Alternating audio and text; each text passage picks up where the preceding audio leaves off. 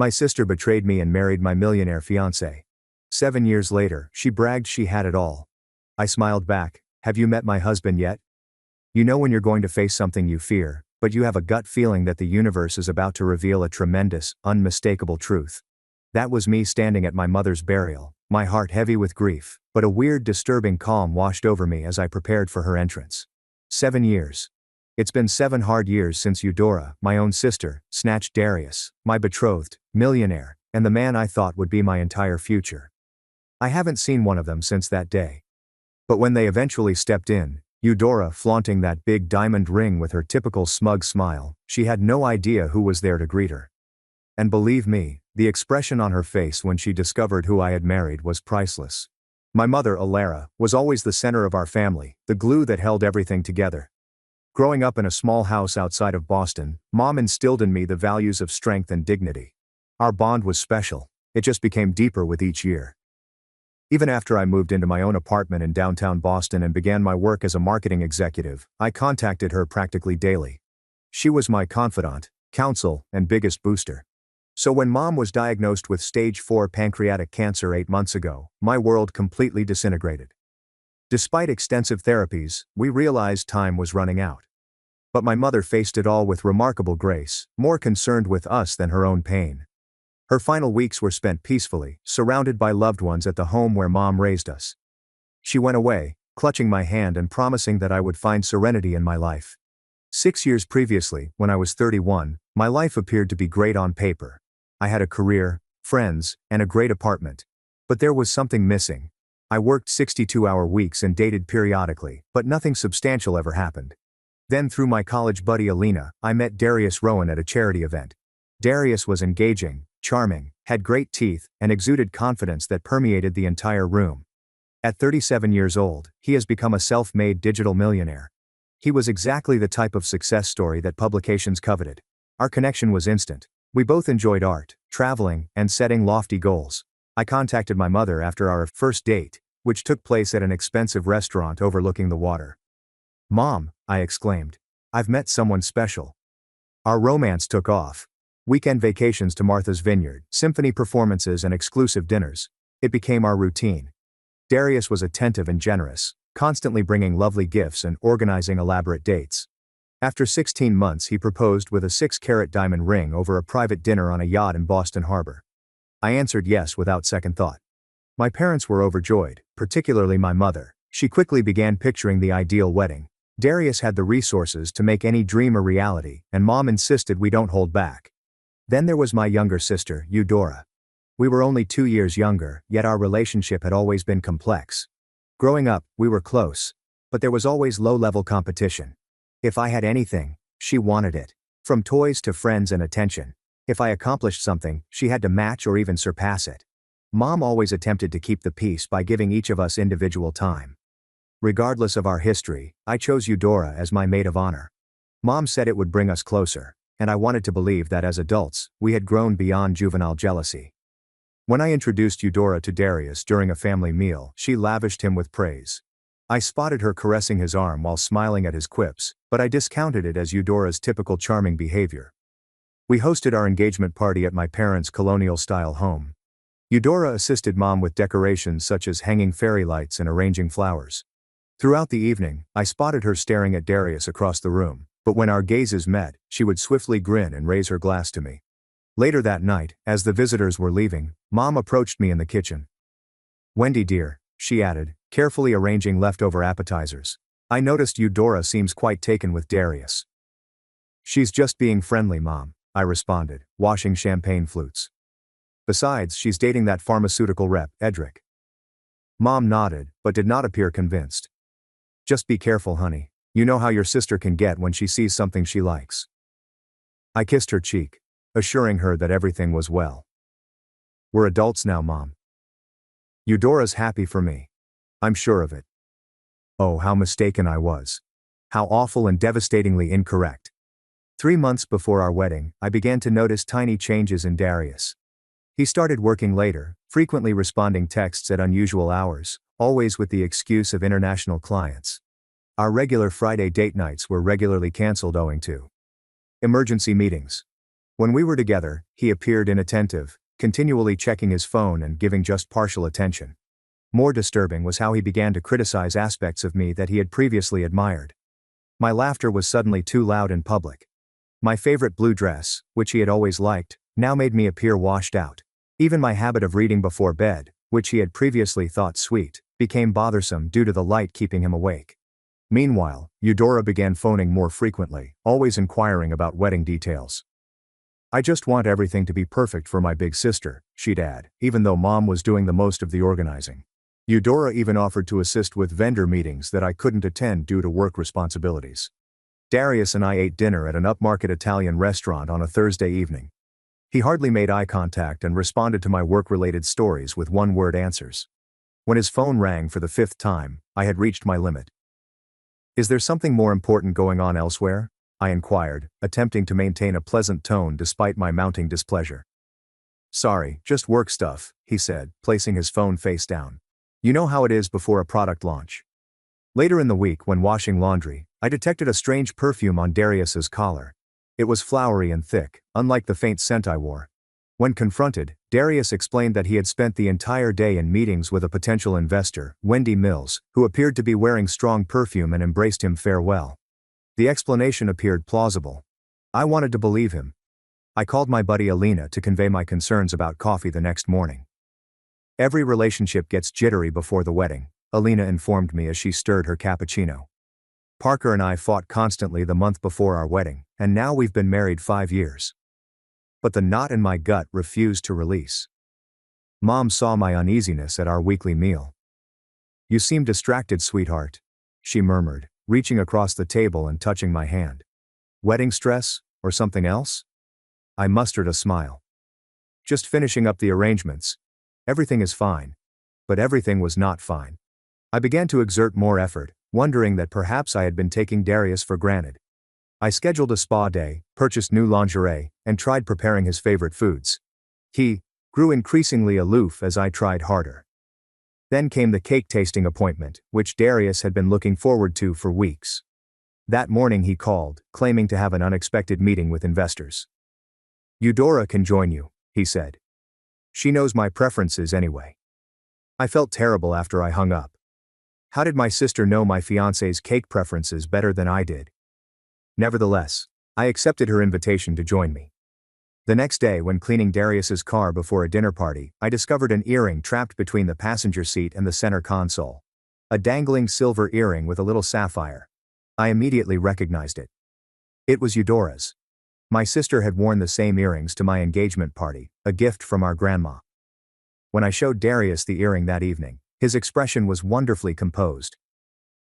"Oh, your sister must have dropped it when I gave her a ride to the florist last week," his voice rasped. "She mentioned losing an earring." "You never told me you drove Eudora to the florist," I replied, barely above a whisper. "Didn't I?" It must have slipped my mind. It wasn't important. When I contacted Eudora, her statement matched his exactly. Too perfect. "Oh, thank goodness. I've been looking everywhere for that earring. Darius was kind enough to drive me since my car was in the shop." That night I couldn't sleep, my mind racing. Had they prepared their story? Was I paranoid? My weight began to plummet due to stress, and dark bags appeared under my eyes. I started going to a therapist without telling Darius. 3 weeks before the wedding, Darius recommended we postpone. "I'm worried about you, Wendy. You haven't been yourself lately. Maybe we're rushing things." I broke down, imploring him to tell me what was wrong, what I had done, and how I could fix it. He embraced me and assured me that everything was all right, but his eyes were vacant. That night, I awoke at 3 a.m. to discover Darius's side of the bed empty. From the hallway, I could hear his whispered words from the guest bedroom. "Not now. She'll hear us." I know. Soon, I promise." The next day, I planned to surprise Darius with lunch at his office. My father, Kelsey, called while I was leaving my apartment. "Wendy, are you eating properly? Your mother says you've lost too much weight. We're concerned." "I'm fine, Dad. Just pre-wedding jitters.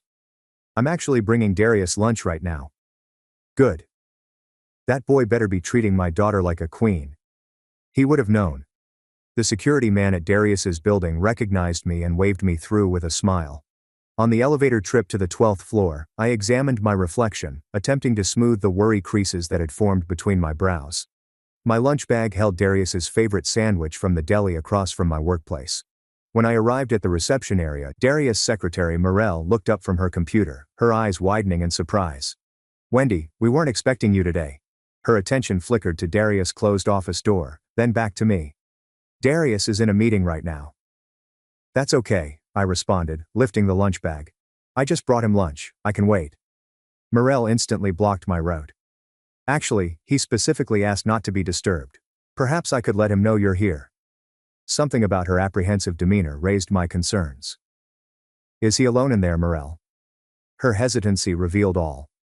Before she could react, I moved past her and opened Darius's office door.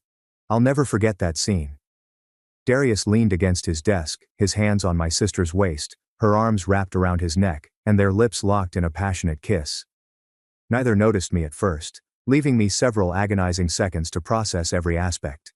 Eudora's skirt pushed up, Darius tolued, and the familiarity in their embrace told of countless previous encounters.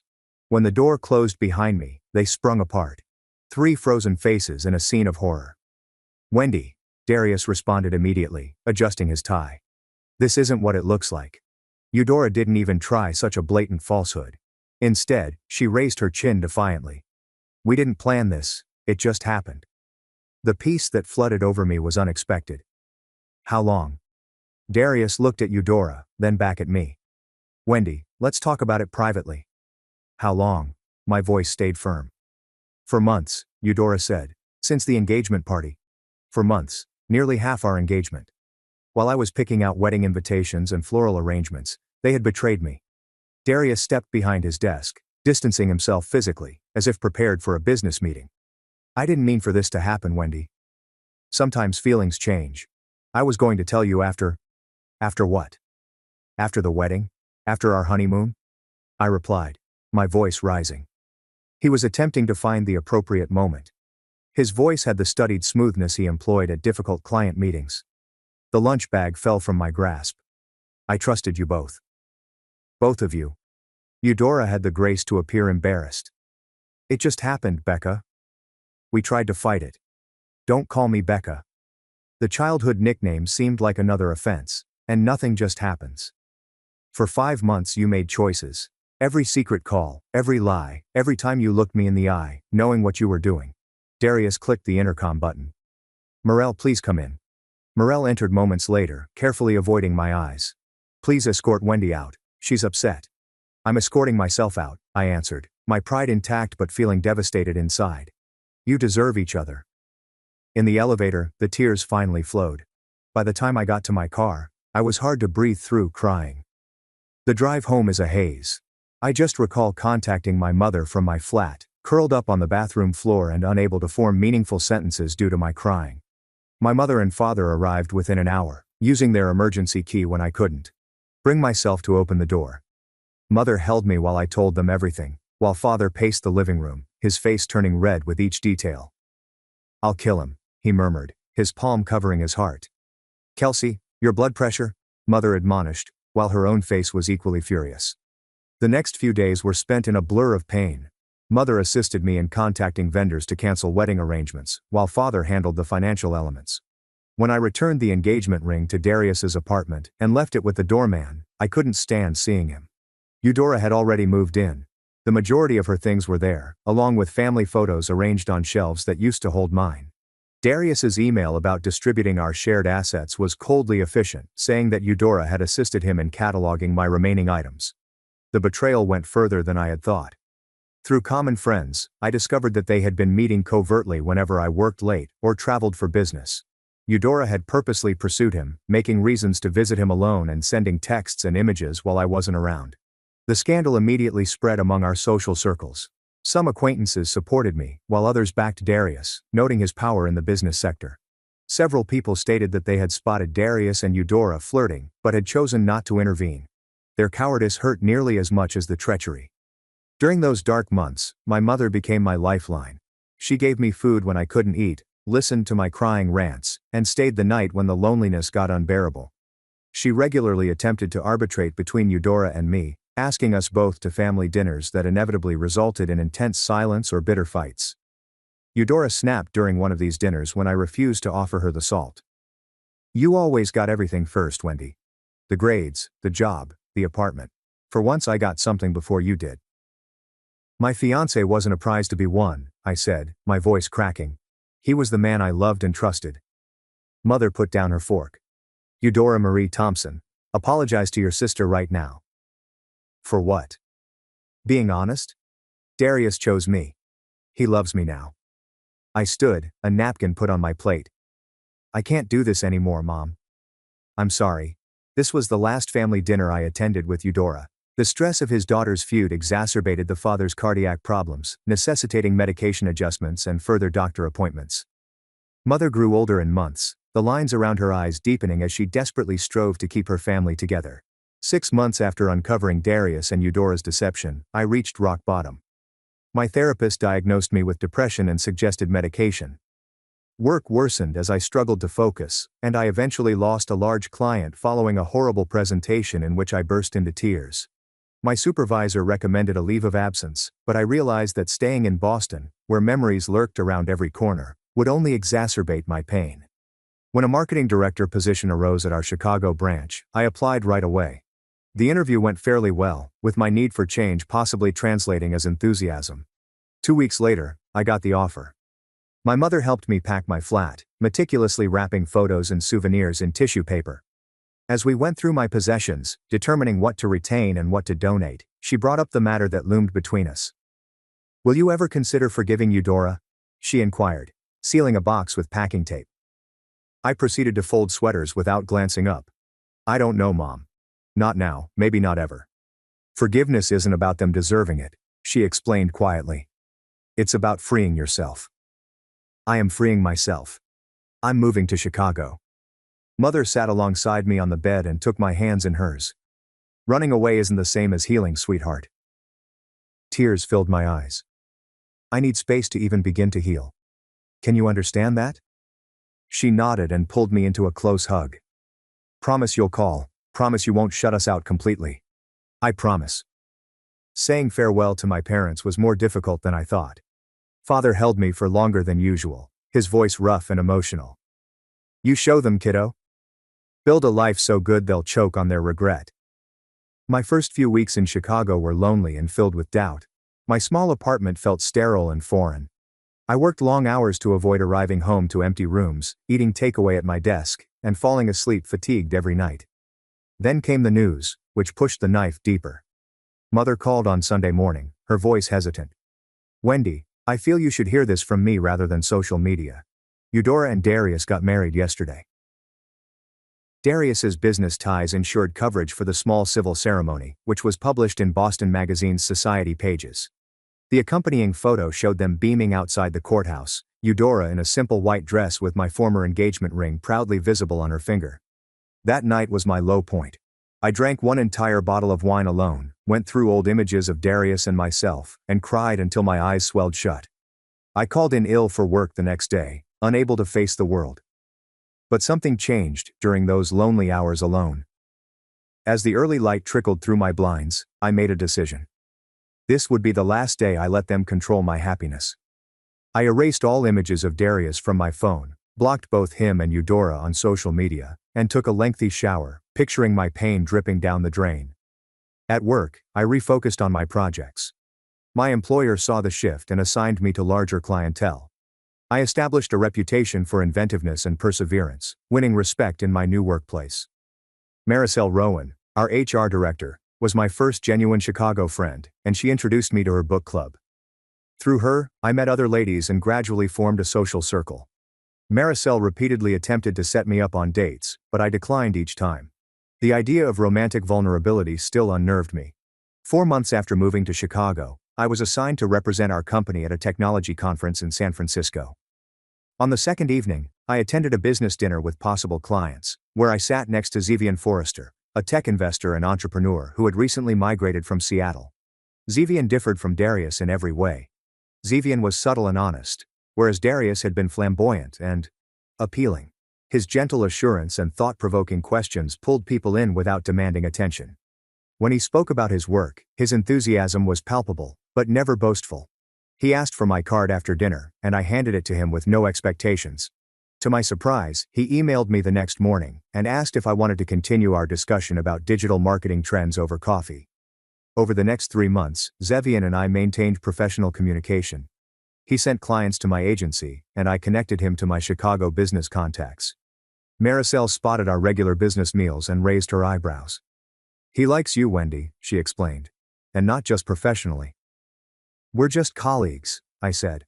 "Colleagues don't look at each other the way he looks at you." Zevian eventually invited me to supper at a place unrelated to work. I panicked and nearly canceled twice before forcing myself to go. I experienced a full-blown panic attack 20 minutes into our date, while we were discussing our favorite books. My hands shook, breathing got difficult, and tears filled my eyes. Rather than being ashamed or upset, Zevian sat with me and spoke gently until my breathing returned to normal. He drove me home with no pressure or inquiries. The next day, flowers arrived at my office with a letter saying, "No pressure, no expectations. I hope you're feeling better. Zevian." That evening, I called and told him everything about Darius and Eudora. He listened without interruption, then recounted his own story of heartache from a previous marriage, which ended when his wife left him for his business partner, taking half of their joint firm in the divorce. "Broken trust leaves scars," he remarked. "Anyone worth your time will understand that healing isn't linear." Over the next few months we began by laying the groundwork for our friendship. Zevian never asked for more than I could give, respecting my boundaries while remaining present. For our 5th date, he made dinner at his apartment, rather than taking me to a crowded restaurant, which could cause me worry. When terror flared up, he understood precisely how to help me get through it. For the first time since Darius, I began to believe that trust could be restored. 1 year after arriving to Chicago, I scarcely recognized myself. My promotion to senior marketing director came with a corner office that overlooked the river. My circle of friends had grown beyond Maricel to include a number of close confidants. And most strangely, I had fallen deeply in love with Zevian. Unlike Darius's flamboyant wooing, Zevian's love revealed itself in steady, thoughtful ways. He recalled minor details like my preference for oat milk in my coffee and the true crime podcasts I listened to. He honored my independence while providing unflinching support. Most significantly, he never compared myself to others or attempted to change me. I met Zevian's sister, Giselle, during her visit from Portland. We quickly bonded, swapping phone numbers and creating our own connection, independent of Zevian. She told me stories of their upbringing in Seattle, drawing a picture of the youngster who grew into the guy I fell in love with. My contact with my parents remained from a distance. I contacted Mother on a weekly basis, skillfully shifting the topic away from Eudora. Father periodically joined these talks, his gruff accent softening as he told me how happy he was of my new beginnings. I went twice that year, timing my visits when Eudora and Darius would be away. Mother offered occasional updates on them. Their marriage appeared ideal on social media, with Eudora uploading photographs of luxurious vacations and charity galas. Mother stated that they had purchased a large property on Beacon Hill and were undergoing substantial renovations. "Eudora occasionally inquires about you," Mother said during a phone call. "What do you tell her?" I inquired, stirring the pasta sauce on my burner. "That you're doing well, that you're building a new life." "Does she ever express regret?" Mother sighed. "In her way. She gets quiet when your name comes up." My therapy continued in Chicago, with my new therapist assisting me in processing the betrayal and establishing healthy relationship patterns. I learned how to identify my triggers and communicate effectively. The nightmares involving Darius and Eudora gradually faded. In June, Zevian surprised me with a weekend getaway to Michigan's wine region. We stayed at a lovely bed and breakfast surrounded by vineyards. We spent afternoons wine sampling and evenings viewing the sunset over Lake Michigan. For the first time in years, I felt entirely present and pleased, free of the weight of past betrayal. Zevian paused beneath a trellis covered in climbing roses on our final evening at the Chicago Botanic area, where we were strolling through an early summer blooming area. "Wendy," he replied, grabbing both of my hands in his. "This past year, knowing you has been the greatest gift of my life." When he knelt and pulled a ring box from his pocket, panic flashed briefly. Images from Darius' proposal threatened to eclipse this moment, but staring into Zevian's eyes, all I saw was sincerity and affection. "I'm not asking for an answer today," he continued, sensing my uncertainty. "I just want you to know that whenever you're ready, Whether that's tomorrow or next year, I'll be here. My eyes filled with tears, but not from fear or agony. Yes, I whispered. I'm ready now. The ring looked nothing like the extravagant diamond Darius had given me. A simple emerald with little diamonds on either side, delicate and subtle, much like our love. That night, I called my folks to tell them the news. Mother cried happy tears. He sounds wonderful, darling. When can we meet him? Soon, I assured. Very soon. We planned a small wedding for 30 guests at a historic Chicago venue. At Mother's request, I sent an invitation to Eudora, more as a gesture of healing than an expectation of attendance. Her reaction via email was quick and curt.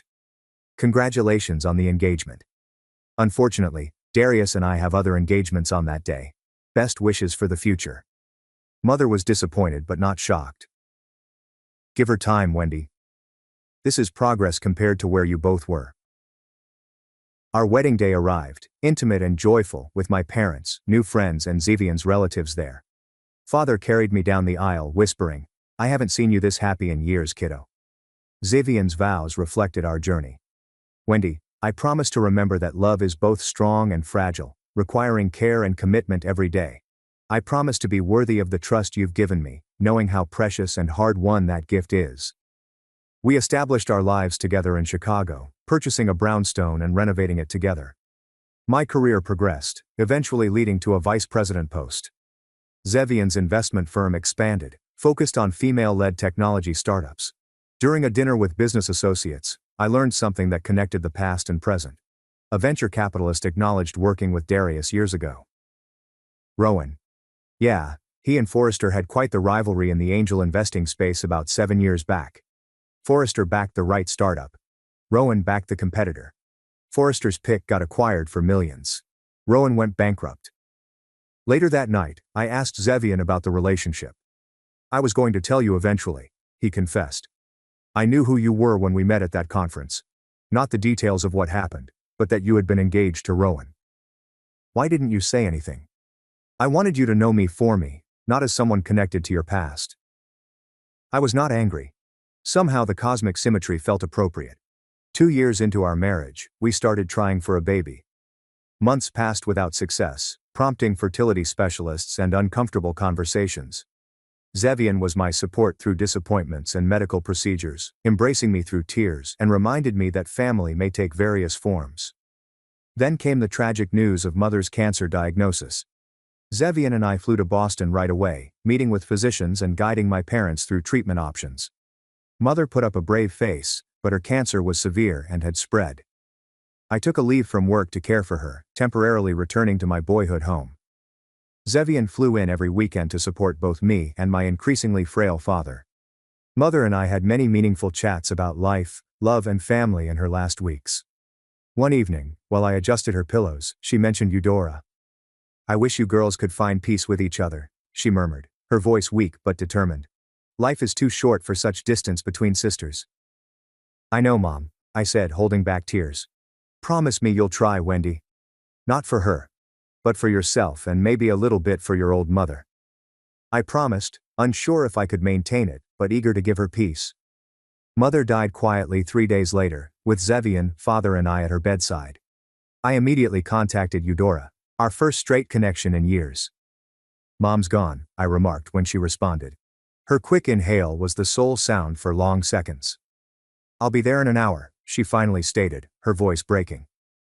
We arrived at our parents' house and exchanged brief, awkward hugs before turning our focus to father and funeral arrangements.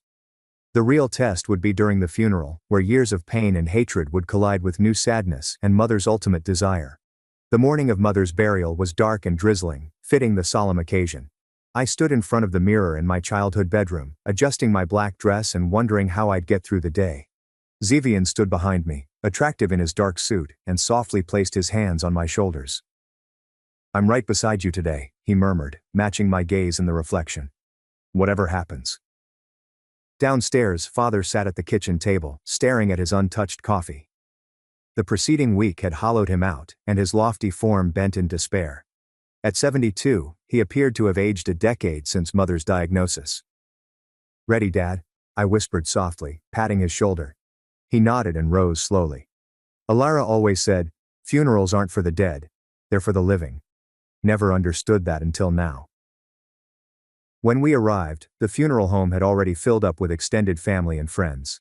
I stayed close to father, greeting everyone with fake smiles and accepting condolences from individuals I scarcely knew.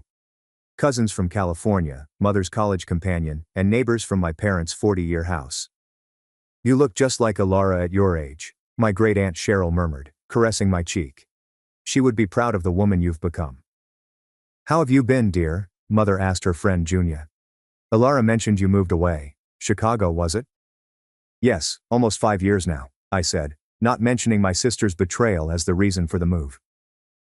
As I took father to his place in the front row, Zevian on his opposite side, a murmur echoed across the crowd. I turned to see Eudora and Darius enter, prompting heads to turn and rumors to spread. Eudora wore an elegant black dress that accentuated her tiny frame, with diamond earrings reflecting the sun. Darius appeared uncomfortable in his nicely fitted suit, his arm around my sister's waist in a show of support. Her left hand was conspicuously placed on her pocketbook, making the huge diamond engagement ring and wedding band impossible to overlook. Father stiffened beside me. Kelsey, breathe, I said, frightened for his heart. They made their way ahead, pausing to chat with other attendees. I kept my gaze fixed on the enormous portrait of Mother displayed alongside her closed casket, her warm smile calming some of my nerves. They eventually reached the front. Eudora hugged Father, who returned it stiffly. Darius shook his hand and received merely a short nod in return. Wendy, Eudora remarked, turning to me with a look I couldn't read. It's been a long time. Yes, I said simply, not trusting myself to say more. Darius nodded hesitantly. Sorry for your loss. Zevian had moved away to speak with the funeral director, leaving me alone with them. Eudora took the opportunity. I need to speak with you privately, she explained, gesturing into a side room. Against my better judgment, I followed her, hoping to avoid a scene at Mother's burial. The small space only had a couple chairs and a box of tissues, which were plainly meant for mourners who needed private moments. Eudora closed the door behind us. Up close, I noticed small creases around her eyes that her expensive cosmetics couldn't hide. You look thin, she said, her gaze scrutinizing me. Grief does that, I answered plainly. She fiddled with her ring and twisted it around her finger. Darius and I bought a summer house on Cape Cod last month. 8 bedrooms, private beach access. We're considering starting a family soon. Darius's company just acquired 2 startups, and we're renovating the 3rd floor for a nursery. Congratulations, I murmured, my voice free of emotion. Is there something specific you wanted to discuss about the funeral arrangements? Her smile became harsh. I just thought you might want to know how well we're doing. Poor you, still alone at 38. I got the man, the money, and the mansion. The familiar pain flared quickly, and then disappeared. 6 years ago, her remarks would have crushed me. Today they appeared sad and forlorn. I grinned genuinely. Have you met my husband yet? I opened the door to find Zevian standing nearby. Come meet my sister. As Zevian entered the room, Darius came behind him, apparently having observed our discussion. When the males established eye contact, Darius's face turned pale. Forrester, he murmured, his confidence fading. Rowan, Zevian's tone was professional but chilly. It's been what, 7 years? Not since Macintosh acquired Initech instead of your client Comperve, right? Darius swallowed visibly. You two are married? 2 wonderful years now, I replied, sliding my hand into Zevian's. Zevian Forrester, Eudora said softly. As in Forrester Investments? The same, Zevian responded. Wendy and I met at a tech conference in San Francisco. Darius sought to regain his composure. Forrester, we should catch up sometime. I've been meaning to reach out about potential collaborations. My schedule is quite full, Zevian said politely but firmly. But you can contact my office if you'd like. The funeral director appeared and informed us that the service was about to begin. As we returned to the main room, rumors followed us. The connection between Zevian and Darius was well known in business circles. We had scarcely taken our seats when Father grasped his chest, his face contorted with pain. Dad, I shouted, as Zevian instantly called for assistance. We relocated Father to a private room, and the funeral was temporarily postponed. A doctor among the attendees checked him and said that the cause was most likely stress rather than another heart attack. Eudora followed us with genuine concern on her face. Is he okay? Should we call an ambulance? Her voice trembled slightly. The doctor says he's stable, I said, taken aback by her truthfulness. Just overwhelmed. For 20 minutes, we sat there in awkward silence, linked only by our concern for our father. When he insisted on continuing with the service, we returned to the main chamber, with the brief crisis resulting in an unexpected truce. The funeral was both beautiful and tragic. I offered a eulogy that emphasized Mother's kindness, courage, and steadfast love for her family. When Eudora rose to speak after me, she hesitated after only a few sentences, her eyes welling with tears. Without thinking, I stepped to her side and rested my hand on her back. It's okay, I said quietly. Take your time. She composed herself and finished her homage to our mother with anecdotes from our childhood that elicited tears and soft laughter from the audience. As we placed Mother to rest in the cemetery, a gentle rain poured. I noticed Darius standing apart from the rest of the group, checking his watch constantly. Eudora stayed by Father's side, her previous swagger replaced by sincere anguish. The reception at my parents' house was filled with people bringing casseroles and sharing memories. Darius drank considerably, and his uneasiness was obvious as numerous business associates engaged Zevian in animated conversation. I overheard pieces of Darius's company failing with recent acquisitions, and wondered whether Eudora's bravado was a mask for financial problems. Throughout the day, I kept the dignity Mother would have expected, focusing on supporting Father and honoring her memory, rather than lingering on previous scars. As visitors began to leave, I noticed Eudora observing me from across the room, her look unreadable but seemingly softer than before. The day following the funeral, Zevian had an important board meeting in Chicago. Are you sure you'll be okay if I go? He said, preparing his overnight bag. I can reschedule. Dad needs help sorting through Mom's things, I explained. I should stay a few more days. I'll be fine. After dropping Zevian off at the airport, I returned to my parents' house to find Father sitting in Mother's garden with a photo album open on his lap. She labeled everything, he explained, displaying me Mother's clean handwriting beneath each photo. Said someday we'd appreciate knowing who is who. That afternoon, I started the unpleasant chore of sorting through Mother's closet. Each dress evoked memories, the blue one from my college graduation, the flowery print she wore to Sunday brunches, and the exquisite gray she chose for my engagement celebration. I found myself talking to her while I worked, telling her about my life in Chicago, my job, and my happiness with Zevian. In her nightstand drawer, I noticed a soft leather-bound journal. Mother has kept a journal inside for the past 10 years. Many people addressed her daughters, her desire for our reunification, and her anguish about the schism between us. The last entry, dated only 2 weeks before her death, read, "My greatest regret is leaving with my girls still estranged. Alara always fixed things, but I couldn't fix this. I pray they find their way back to each other somehow." I was wiping away tears when the doorbell rang. Eudora was standing alone on the porch when I looked out the front window. There's no sign of Darius's car in the driveway. Father had gone to his brother's house for dinner, leaving me alone with my sister. I opened the door, not sure what to expect. "Hi," she said simply. "Can I come in?" In the kitchen, I made coffee while Eudora sat quietly at the table. She appeared different without Darius by her side. Smaller, less fake. "Where's Darius?" I finally asked, setting a mug in front of her. "At home.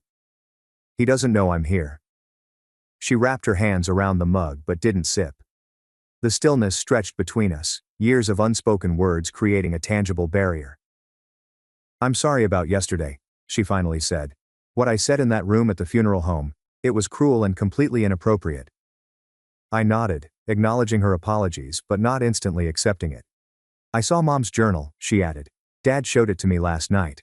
Her last wish was for us to reconcile." "I found it too," I said. "But reconciliation requires more than just proximity, Eudora.